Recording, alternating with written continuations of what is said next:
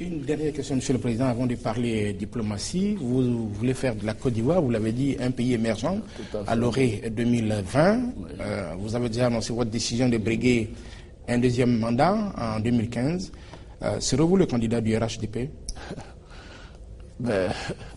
D'abord, qu'est-ce que ça veut dire un pays émergent en 2020? Un pays, vous savez, nous avons, disons actuellement, une richesse nationale qu'on appelle un PIB d'à peu près 25 milliards de dollars. C'est plus facile.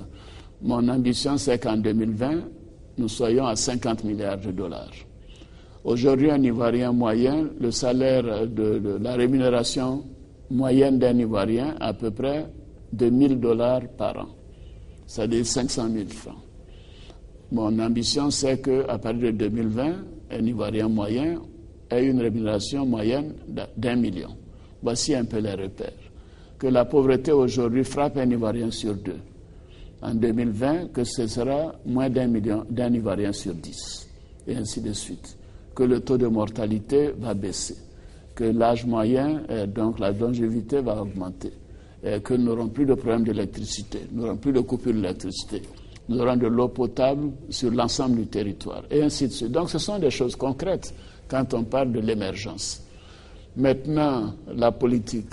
J'ai indiqué pourquoi je voulais être candidat. Et j'ai annoncé cela parce que je préfère la transparence. 4 années, d'ailleurs, mon mandat ne sera pas de 5 ans, il sera de 4 ans, compte tenu du temps que j'ai perdu avec la crise post-électorale, 4 ans et quelques mois, puisqu'il faut faire les élections selon la Constitution, donc il faut les faire en octobre 2015. En le faisant en octobre 2015, j'aurais fait que 4 années, et ça ne me suffit pas. C'est pour cela que j'ai indiqué d'ores et déjà que je souhaite faire un deuxième mandat. Il y a une coalition qui m'a amené au pouvoir, et je remercie cette coalition, et d'ailleurs, les membres de cette coalition sont au gouvernement, et ce gouvernement fait du bon travail, et je souhaite que cette coalition me soutienne. Mais cela est l'affaire de chaque parti politique.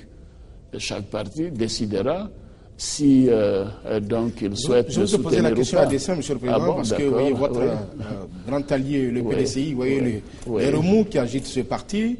Anaki Kobena, on ne sait plus s'il est dans le RHDP ou non. Alors, est-ce que vous êtes serein, vous pensez que cette coalition sera unie derrière vous?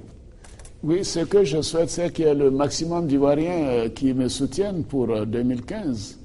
Et qu'on fasse le bilan de ce que j'aurais fait après 4 années d'exercice du pouvoir. Et l'on verra que peut-être ce serait bon de me donner la chance de poursuivre pour continuer d'aller plus vite. Monsieur le Président, revenons à ce pays dont vous rêvez donc, pour l'horizon 2020, ce pays émergent. Un pays émergent se bâtit aussi sur une société égalitaire, avec des hommes et des femmes ayant les mêmes droits, les mêmes devoirs et les mêmes chances. Ça veut dire que beaucoup de choses sont faites en ce moment pour justement permettre aux femmes ivoiriennes de conquérir les droits auxquels elles ont déjà droit. Et on parle même d'un projet de loi sur le quota. Mais à 53 ans, Monsieur le Président, la Côte d'Ivoire n'aurait-elle pas plutôt besoin d'avoir une loi sur la parité pour être en conformité à sa constitution et ses engagements internationaux? Oui, mais je suis d'accord avec vous. Donc faites-le, Monsieur le Président. Mais moi, je suis là depuis 2 ans, sur 53. Donc ne me demandez pas d'être comptable de ce qui n'a pas été fait pendant 5 ans. C'est vrai. Mais nous devons avancer, vous voyez. Nous ne devons pas nous dire pourquoi on n'a pas fait cela il y a 50 ans, ou il y a 20 ans, ou il y a 10 ans. Ça n'a pas été fait, c'est dommage. Maintenant, nous devons tenter de le faire. Mais il y a des procédures pour le faire. Tout le monde connaît ma volonté.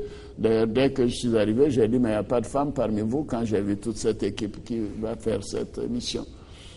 Il faut qu'on arrive à donner une plus grande place et un plus grand rôle aux femmes. Partout, pas seulement donc, dans l'administration ou dans les ministères ou le gouvernement, mais également dans les institutions, au Parlement et partout. Et cela est une volonté qui va au-delà de celle du président de la République.